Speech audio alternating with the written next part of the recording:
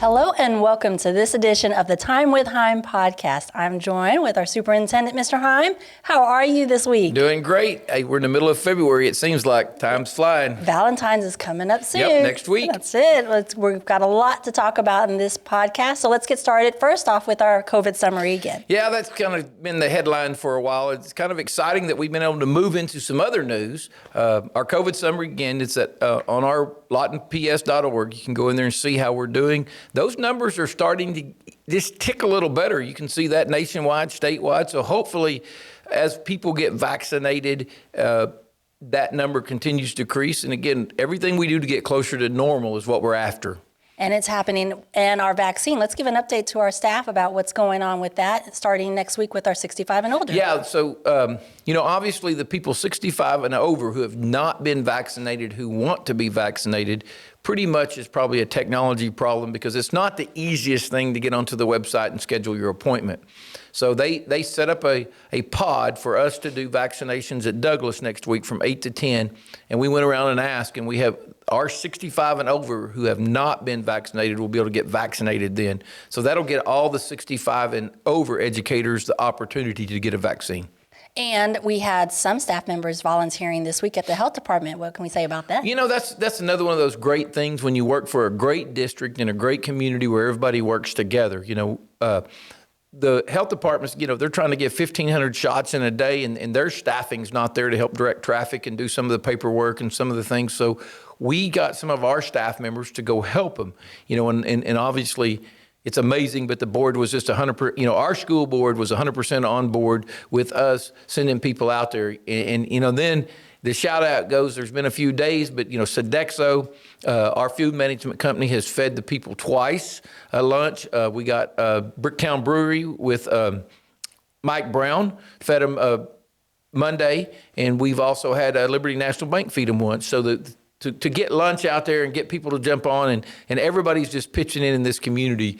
People are coming from Tulsa, Oklahoma City, Edmond, all over the state to get vaccines at Lawton because it is known that the most efficient place to do it is right there at that Coliseum. And that's a shout out to our local health department and Brandy McCombs, our director, and just all the people involved in that with this community that have made that possible for us to kind of be the beacon of how you give vaccinations in a pandemic. And so, I figured it out. If they roll the vaccines out to us in this area, they'll get them to our teachers. So that's kind of the next step. Yes, and we're looking for the end of February, March timeframe for the rest of our LPS staff. Yes, we put out the schedule for the teachers and staff that want it. We're going to try to start scheduling. We kind of hit that date for March 1st. In my conversations, again, with the health department and Brandy, if they get the vaccines they're expected, we will be able to start on all of our teachers and staff members who want the vaccine on March 1st. That's so exciting. You'd like to hope, you can hold your hope that more come in and they could start earlier. We'll take that. But if we all get to start March 1st, coming back from spring break, second doses, we'll look up on April 1st and it won't be April Fool's Day. And we'll really feel we've kind of got to the end of this as far as the school, and we can get back more to the norm and get back to the things that make school important, because there's a lot of the social interactions and the day-to-days and that make school important to students. I always say going to college, it's learning how to be an adult, learning how to deal with people, and you're missing some of those things, and we're missing them in school. So we're going to be very excited to get back to the normal. And again, the Lawton Public Schools, our relationship and our ability to work through this pandemic with the Comanche County Health Department has been second to none. I brag on them all the time, but superintendents across the state cannot believe how great we've worked together, and that's hats off to them for being a partner with us to do everything we can to create this flexibility and these learning choices for our students. And you talk about learning choices. Something great happened at our board meeting this week, and we were presented with an award. Do you want to share with our families? Yeah, there's an organization out there that they showed up to award Lawton Public Schools as the traditional public school of the year. They felt like those choices and that flexibility we've offered our parents makes us the number one school through this pandemic. And that's a shout out once again to our board, our teachers, our staff, and everyone who's been part of this flexibility. And I try to say that all the time. We have definitely worked from every bus driver, our cooks, everybody that's part of our organizations, PCAs, special ed teachers, librarians, counselors, everybody has worked hard to make that happen. So it's kind of nice to get it, to be named the School of the Year by an organization that sent people to your board member to present it tells you it's a pretty big deal, and that's exciting. So we accept it on behalf of our board and our staff that honor, and we're excited about that. And hopefully we continue to be that out-of-the-box school, and we continue to have flexibility and do things where people recognize us.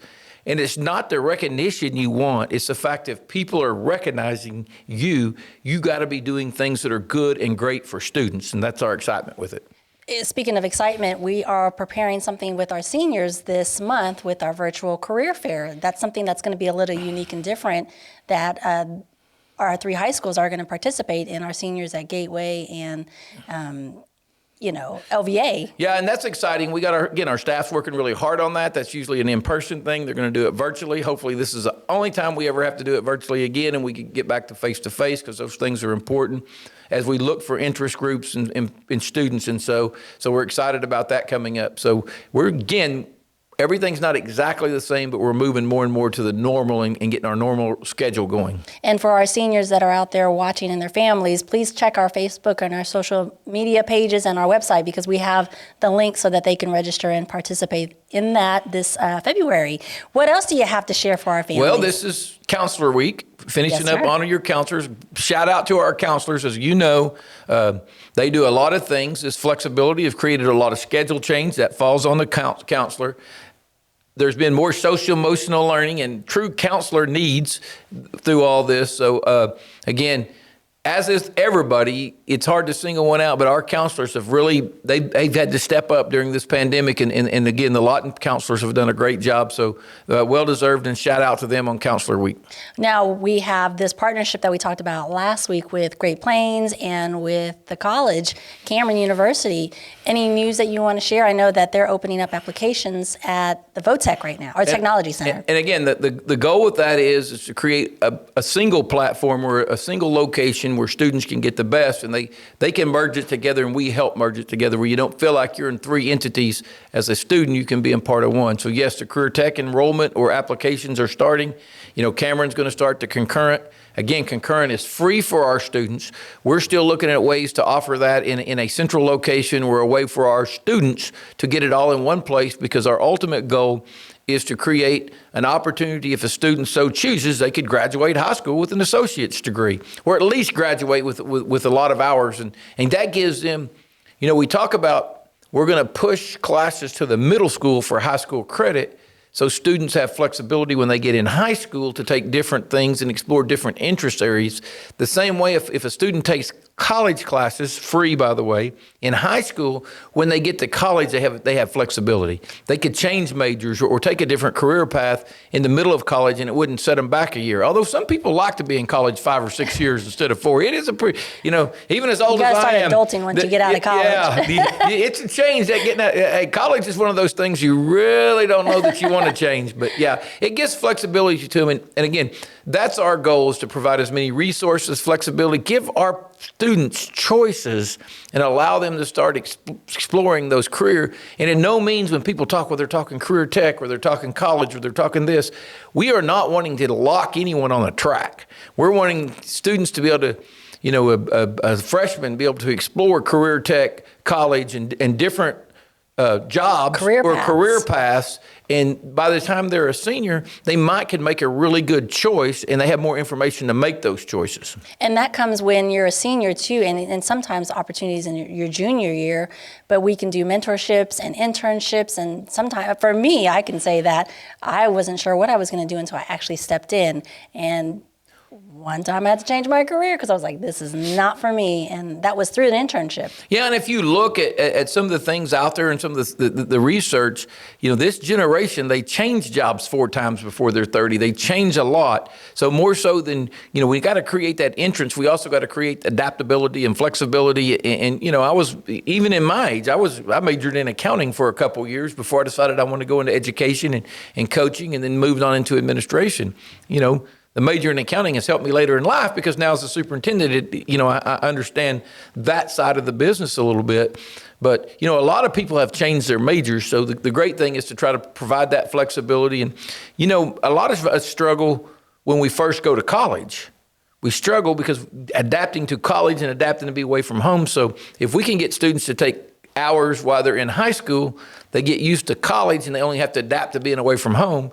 And they also, if we can get them to get, even if it's 12, 18 hours of college, they can get A's and B's. So if they struggle for a semester, they don't look up and they're on academic probation or and so these are some things that we really think are important to create that flexibility for our students and parents. We are still in our school year, but we have, we're looking towards the future and summer school.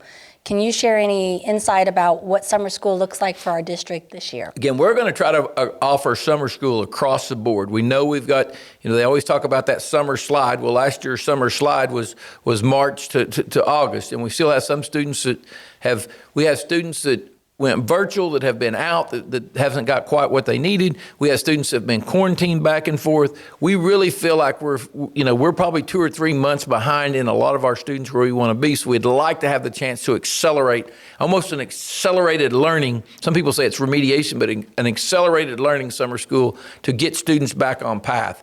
We're going to look for some flexibility in that and create options for all of our students.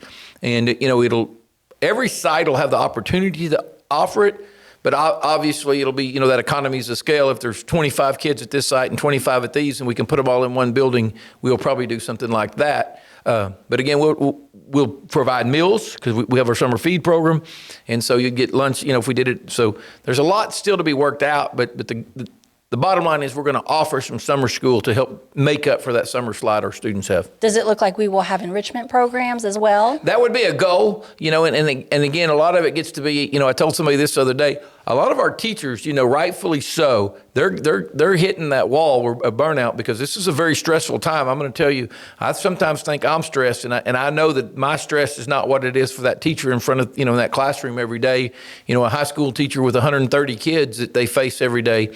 So a lot of it will be where we're at on the vaccination, where the COVID is. Do we feel we've recovered enough? Do our teachers, do they have that rejuvenation where they feel comfortable? Because obviously we can only offer what we have the people to instruct. Correct. And so we'll be challenging and talking to our teachers, but you don't want to burn them out over the summer. And, people always think, well, you get off the summer. Well, I'm telling you, most teachers need that 2 months in the summer to reboot, rejuvenate, to recharge themselves, because those teachers that do a great job, they work hard, and there's a lot of, as the year goes on, it's a burn, and so, we'll be working on that and talking about how we can make that work and get our great teachers to help make that up without burning our great teachers out. Well, and that's also an opportunity when they go on PDs that they weren't able to do during the school year because they have class. So yes, yeah, and you miss out on some of your professional development, and hopefully we can do some things like that as well. Coming up soon. So what do you have to celebrate? We have some great things we got going on. our academic teams playing in MacArthur and Lawton High. Academic teams are in the state championships this weekend. That'll be great. You could watch that live on nfhs.com, or go to the OSSA website and look at theirs. It's a small fee, $10 or something if you want to watch it, but that's exciting. Hopefully we can win a couple state championships in academic team. Yes. Our sports are still rolling. So we're excited with some of the things we've got going on. I see when we, weather's been beautiful this week, and so we had baseball and soccer, and I see some of the tennis out there. So you just jinxed it. They don't know it's already that northerner's blowing in right It's now. coming. It's Well, not going to be good. Hey, when this is released, it's going to be Let's put the hair down. It's going to be 25 degrees out when this is released, and they're going to say, "She said the weather is beautiful." No, the weather is beautiful this week. Next week, I'm sorry, you guys, I can't promise you what it looks like. No. You need to bundle up because it looks like it's going to be a cold one. Yeah, next week looks cold. Yeah. But we've had had uncommonly good weather, and that's one of those things we haven't talked a lot about. We still have our snow day plan where we'd use virtual days. Although it's going to be cold, I don't see snow in the forecast, but we do live in Oklahoma. Four different weather types in 1 week. Yeah. So hopefully, if that happens, we'd go virtual and some of the things we'd do. So just. Now explain that. You talk about that because we have had virtual days, but there's still some confusion on what that looks like and why that is. Well, a snow day would be a thing where, if we have it, students can, especially if it's a nasty day, students can log on, get work, get assignments, stay caught up, communicate with their teachers and different things. Obviously, if we got 20 inches of snow, we'd kind of leave some gap time in there because we'd expect our kids to go outside and build a snowman. That might be an art project or something like PE. that. PE, there you go. Geometry. See how much hopefully we had snow. Yes, but so it's not like we want our kids to be cooped up and on their iPads the whole time. But again, education should continue, and there's no reason for us not to have it on those days and not to let our teachers work. And depending upon the weather, and the situation will be dependent upon if our adults are working from home or working from school. And so, it is something that we have to be flexible about, but it is to continue to provide that for the students. And so, hopefully we don't have a snow day. But then yet again, I think kids deserve one good snow a year. I always say, if it's going to be that cold, bring the snow. Let there it be you go. pretty and look outside. It is going to be that cold next week, according to the weather. I'm not looking forward to that, but I know our winter people are, so that next week's for you guys. There you go. Anything else you want to celebrate? I can't think of anything we missed. Now, we have a lot of great things going on. I mean, thank you to our counselors. You're doing phenomenal out there, and we're trying to celebrate everybody. Oh, our chief in LPSPD is working with our law enforcement around the area for Handle with Care, so that's starting. Yeah, and the Handle with Care is a great program. I've seen that instituted in other districts, and I hear nothing but great things about it. So we're excited about getting that moving forward with our officers and our emergency personnel and our teachers and working together on it. So I'm excited about that. And I promise I'm going to give a shout out to Ralphie, our Labrador at Gateway. They are doing something phenomenal and donating gifts to the Lawton Animal Shelter this week in honor of his 8th birthday. Oh, so awesome. Happy birthday, Ralphie. There we go. Mr. Hime, thank you so much for your time. We always have a great time here on the podcast, and we hope you guys enjoy it. Give them our... Yeah, don't forget info@lawtonps.org. Email us questions, answer, comments you would like to have if you would like us to discuss a topic. We are happy to move a little bit away from the COVID. We don't want to, we want to move forward. It's one thing as a district, we're going to work hard to move forward. We talk about it a little bit, and I definitely didn't make it up, but that's saying we're going to eat that elephant one bite at a time, and we're going to continue working forward to make Lawton a better place for the students in the community of Lawton. So. We are so excited. Thank you so much for your time. Thank you guys for your time. Remember, be well, stay safe, and make positive impacts every day. And we will see you next week. See you next week.